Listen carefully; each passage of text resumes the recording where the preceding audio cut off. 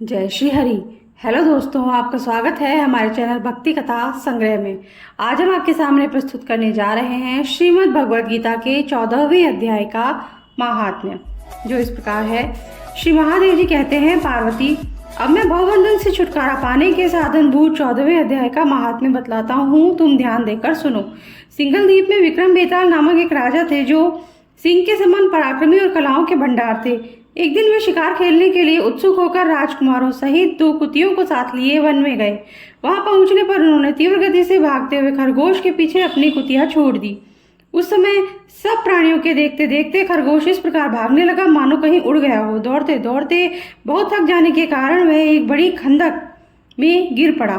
गिरने पर भी वह कुतिया के हाथ में नहीं आया और उस स्थान पर जा पहुंचा जहाँ का वातावरण बहुत ही शांत था।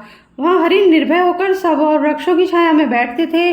बंदर भी अपने आप टूटकर गिरे हुए नारियल के फलों को, पके हुए आमों को से पूर्ण तृप्त रहते थे। वहां सिंह हाथी के बच्चों के साथ खेलते और सांप निडर होकर मोर की पंखों में घुस जाते थे।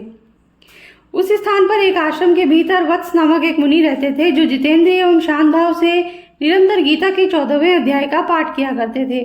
आश्रम के पास ही वत्स मुनि के किसी शिष्य ने अपना पैर धोया था। उसके जल से वहां की मिट्टी गीली हो गई थी। खरगोश का जीवन कुछ शेष था। वह हाँफता हुआ आकर उसी कीचड़ में गिर गया। उसके स्पर्श मात्र से ही खरगोश दिव्य विमान पर बैठकर स्वर्गलोक को चला गया। फिर कुतिया भी उसका पीछा करती हुई आई। वहां उसके शरीर में भी कुछ कीचड़ के छींटे लग गए थे। फिर भूख प्यास से की पीड़ा से रहित हो कुतिया का स्वरूप त्याग कर उसने दिव्यांगना नाम रमणीय रूप धारण कर लिया तथा गंधर्वों से सुशोभित दिव्य विमान पर आरूढ़ हो वह भी स्वर्गलोक को चली गई। यह देख मुनि के मेधावी शिष्य स्वकंधर हंसने लगे। उन दोनों के पूर्व जन्म के वैर का कारण सोचकर उन्हें बड़ा विस्मय हुआ था। उस समय राजा के नेत्र भी आश्चर्य से चकित हो उठे। उन्होंने बड़ी भक्ति के साथ प्रणाम करके पूछा, विप्रवर, नीच योनि में पड़े हुए दोनों प्राणी कुतिया और खरगोश ज्ञानहीन होते हुए भी जो स्वर्ग में चले गए, इसका क्या कारण है? इसकी कथा सुनाइए। शिष्य ने कहा, भूपाल, इस वन में वत्स नामक ब्राह्मण रहते हैं। वे बड़े जितेंद्रिय महात्मा हैं। गीता के 14वें अध्याय का सदा जप किया करते हैं। मैं उन्हीं का शिष्य हूँ। मैंने भी ब्रह्म विद्या में विशेषज्ञता प्राप्त की है। गुरु जी की ही भांति मैं भी 14वें अध्याय का प्रतिदिन जप करता हूँ।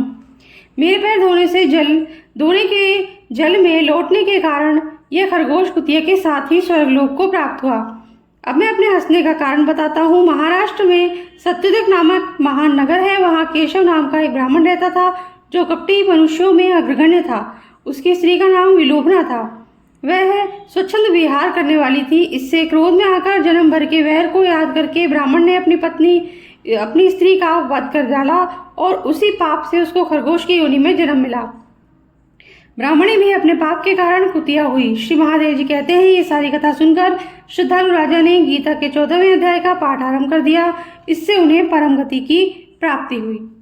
इसी के साथ आज का वीडियो हम समाप्त करते हैं। अगर आपको पसंद आया हो तो लाइक कर दीजिए, चैनल को सब्सक्राइब जरूर कर दीजिए, बेल आइकन प्रेस कर दीजिए, ताकि हमारे आगे आने वाले वीडियोस भी, हमारे आगे आने वाले गीता के अध्याय भी आप तक आसानी से पहुंच सके, उनका नोटिफिकेशन आपको मिल सके।